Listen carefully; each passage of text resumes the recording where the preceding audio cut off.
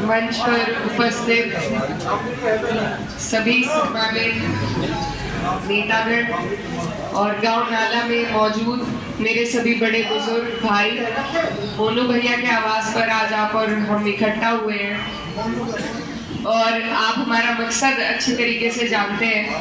लोकसभा का चुनाव है, आने वाली 19 तारीख है और ये चुनाव कितना महत्वपूर्ण है इसका भी आपको अंदाजा है। ये सीधा सीधा देश की राजनीति पर हमारे वोट का प्रभाव डालेगा।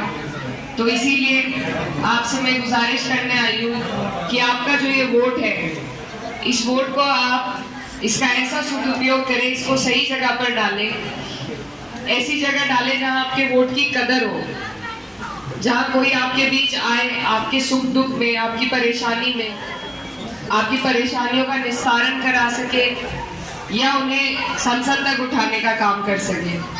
10 साल से डबल इंजन की सरकार चल रही है और पिछले 5 साल से हमारे जो यहाँ से सांसद जी हैं, उनका कार्यकाल भी आप सबके सामने है। इतने धरने हमने यहाँ मील पर दिए, एक भी धरने में हमारे सांसद जी ने आकर किसी की पूछ नहीं करी कि क्या परेशानी है। ना ही कोई भी हमारी बकाया भुगतान की डिमांड संसद में उठाई, ना एमएसपी के दावे का मुद्दा एक बार भी उठाया और ना मुझे उम्मीद है शायद आपके बीच भी पूरे 5 साल में कभी नहीं आए होंगे। तो जो सत्ता है, डबल इंजन की सत्ता है, उसका लाभ भी तभी होगा हमें जब हमारा जनप्रतिनिधि कोई ऐसा हो जो हमें लाभ पहुंचाना चाहता हो। हर जगह प्रधानमंत्री आके काम नहीं कर सकते, हर जगह मुख्यमंत्री नहीं काम कर सकते। यहाँ के काम यहाँ के एमएलए, यहाँ के एमपी, यहीं के लोग कर सकते हैं। और जब वही लोग हम ऐसे चुनेंगे जिनकी इच्छा ना हो हमारे लिए कुछ करने की, तो फिर 5 साल का पछतावा रहेगा। आज 5 साल के पूरे कार्यकाल के बाद ये वक्त आया है हमारे पास। गलती उनकी नहीं है, गलती हमारी है कि हमने उन्हें बिना मांगे अपना वोट दिया। 90% एक तरफा वोट दिया और जब बिना मांगे कोई चीज दी जाती है तो उसकी कदर कहीं नहीं होती। तो जब हम धरनों पर बैठते थे, सब बड़े बुजुर्ग यही कहते थे, परेशानी में ही धरनों पे बैठा जाता है, कोई अपनी मर्जी से खुशहाली में नहीं बैठता। अपने पेमेंट के लिए जब आप धरने देते थे और वहां हम सब बैठते थे तो बड़े बुजुर्ग यही कहते थे कि अब के मौका आएगा तो अब बताएंगे। आज ये मौका आपके हमारे सामने है। अगर हम इस बार इस मौके से चूक गए तो फिर 5 साल का पछतावा होगा।